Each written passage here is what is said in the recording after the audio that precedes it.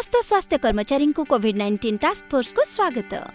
आज आमे कोविड-19 महामारी काल रे स्वास्थ्य कर्मचारी दायित्व विषय आलोचना करिबा।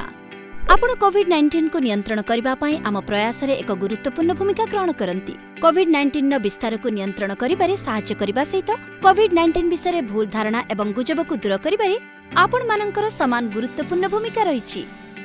जने स्वास्थ्यकर्मी भाव में आपणकर भूमिका पई आपणको निवारण सहित तीनोटी जरूरी काम करिबा आवश्यक। निरीक्षण, मार्गदर्शन एवं परामर्श प्रदान। तेबे प्रथमे निवारण विषय आलोचना करिबा। एहा हासिल करिबा पई आपण समुदाय गुडिक निकटरे पहुंची सेमानंको आमर 4 सोपान सुरक्षा प्रोटोकॉल विषय बुझेइबे। 1. 2 स्तरीय मास्क पिंधंतु। 2.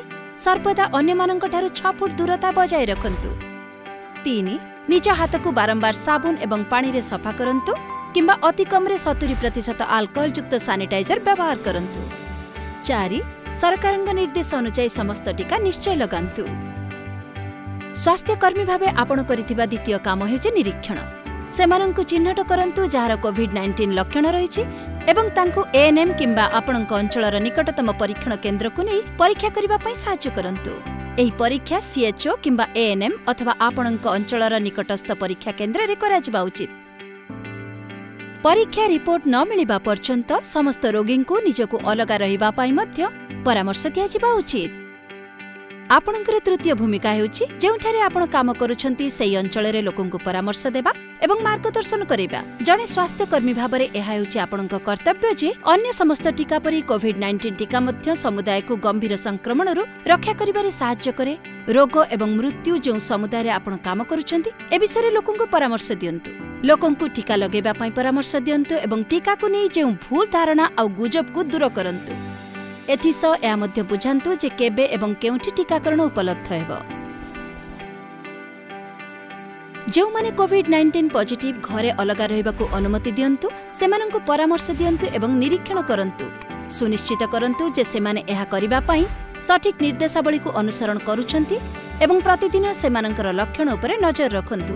जो माने कोविड-19 ने ग्रसित अछंती, जो माने कोविड-19 नु उद्धार होइछंती किंबा कोविड-19 र संदेह रहिछि निश्चित करंतु जे आपण जो समुदाय रे काम करंती सेमानंकु भेदभाव करा जाउ नाही।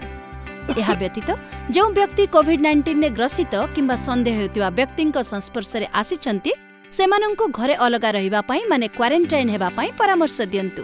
जणे स्वास्थ्यकर्मी भावे आपण समुदाय एवं अन्य स्वास्थ्य सेवा व्यवस्था मध्यरे प्राथमिक जोगाजोग व्यक्ति अटंती। एणु निजर कोविड-19 सह जड़ित रिपोर्ट गुडी को ठीक समय दाखल करंतु। एहा द्वारा सरकार एवं प्रशासन को महामारी सह ठीक ढंगरे मुकाबिला पई सहाय्य मिलिबो। रोगींक ठारे कोविड-19 विपद संकेत चिन्हिबा एवं जरूरीकालीन समय रे तुरंत डाक्तरखाना रे भर्ती करिबाकू परिवार लोकंकु परामर्श देबा आपणक दायित्व।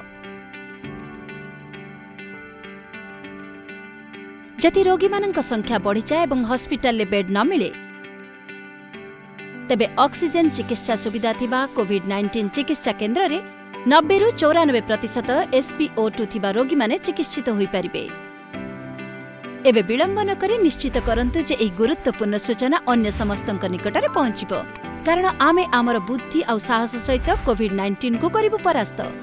2 स्तरीय मास्क, साबुन, 6 फुट दूरता एवं 2टी टीकाकरण सह आम सुरक्षा कवचर एही 4टी स्तंभ हेउछि निजकु एवं आम समुदाय को कोविड-19 रक्षा करिबार एकमात्र उपाय।